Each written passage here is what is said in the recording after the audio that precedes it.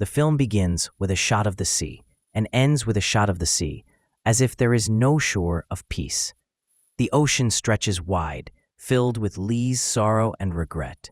Lee seems to wish it could be a sea with which he could extinguish the fire that consumed the home of his life.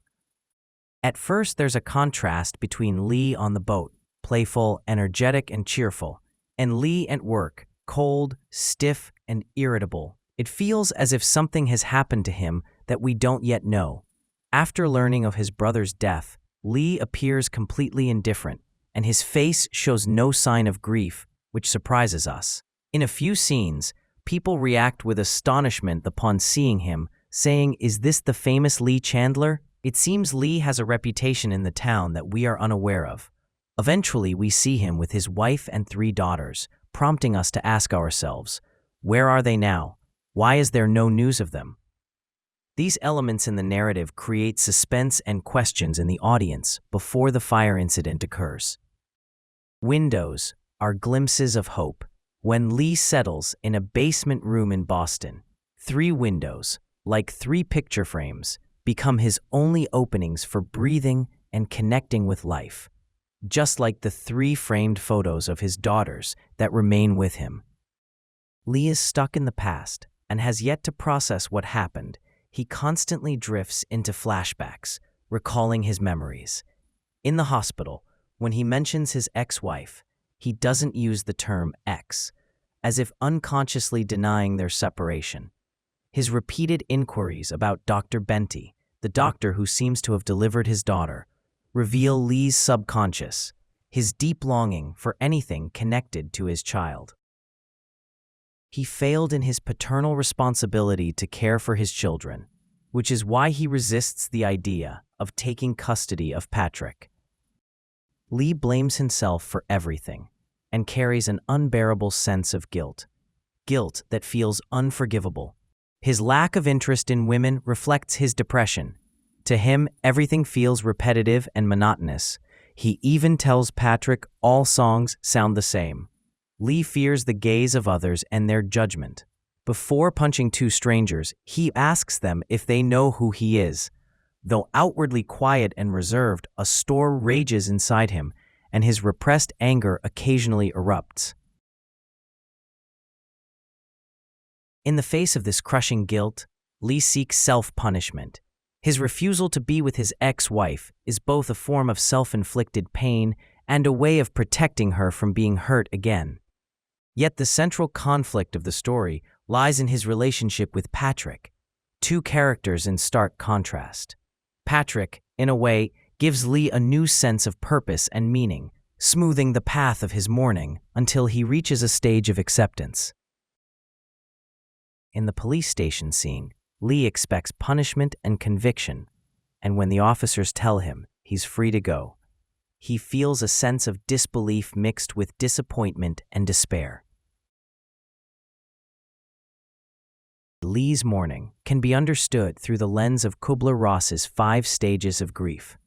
These 5 stages, in order, are denial, anger, bargaining, depression, and acceptance. Lee did not go through these stages following the death of his daughters, which is why the process of accepting responsibility for Patrick effectively becomes his mourning. At first, he rejects the responsibility and denies it, then becomes angry, bargains with Patrick over the situation, expresses his depression through silence and detachment from women, and finally reaches a form of acceptance through taking on the responsibility. These 5 stages are not necessarily linear, just as Lee continually moves back and forth among them. In emotional moments, the filmmaker cuts quickly so the viewer doesn't become overly sentimental, controlling the audience's emotions in the process. For example, when Lee breaks down upon seeing his daughters' bodies.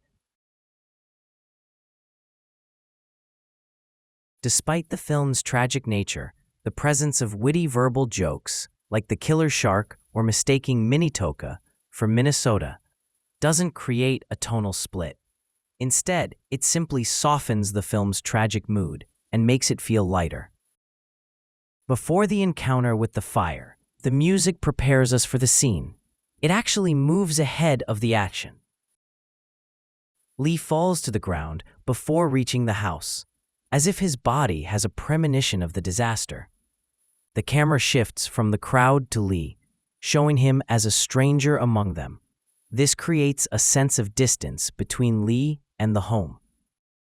As night passes and day arrives, the smoke also disappears into the sky, as if nature places no value on this grief. Manchester is Lee himself, a cursed town that he runs from and refuses to live in at any cost. When Lee is forced to return to his hometown, it's as if he is confronting himself.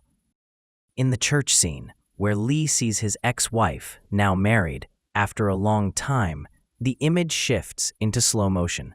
It's as if, in facing his painful past, time stretches and slows down for him. As in many other moments throughout the film, the background behind Lee is blurred, a visual device that separates him from his surroundings and draws our attention to his inner state. The winter season in which the film takes place reflects Lee's emotional state. The falling snow feels like an avalanche of misfortune endlessly raining down on him. The film's dominant white palette traps Lee in a sense of monotony, completely opposite to its only scene bursting with color. In the final scene, where Lee and his ex-wife meet, an impossible love exists between them. They constantly interrupt each other, as if their words carry an extra urgency to be expressed. Yet the tragedy between them is so heavy that its shadow never lifts from their love. Guilt remains the primary force keeping them apart. The film begins with Lee and Patrick and ends with them as well, with the difference that Patrick has grown up. The passage of time is clearly noticeable here. In the final shot, we see a two-person backshot, giving the film an outwardly hopeful ending. The backshot framing reduces the prominence of the characters in the finale, distancing them from us and blending them into the background.